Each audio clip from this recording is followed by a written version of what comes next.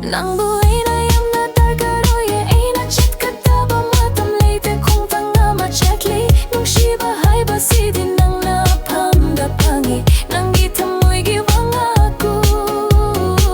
katok panahingi matam pumba ahang ba matam mama oira pani ebu shera mayengu hayeng leite bago may gitamoy lo manghandano nang gitamoy giwang ako nang bukang bahay basidi nung shibani nang ebu baby kurak pa na di matam pumba nang giyoy jage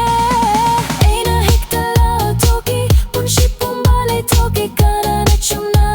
kana na karana ay nakande egi tamoy da nay balay kre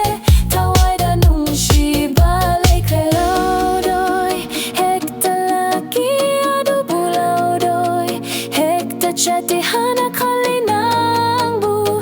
ay nayam na tagaroy matam pumbata ay nayam na nung gay taba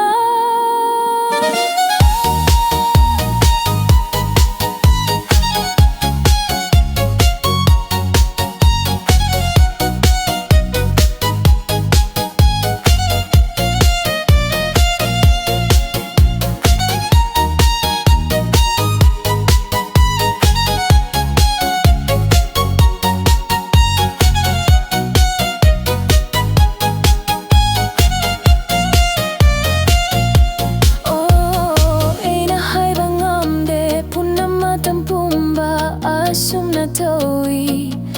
ina asum na oira khaili egi tamulo edi kuina le mai lekre oh ina kari kumba yang bangam loy nushi egi tabaki shanslo oh egi tamulo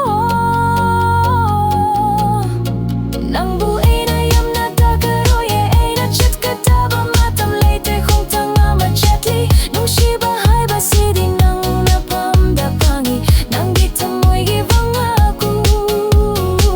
katok panahingi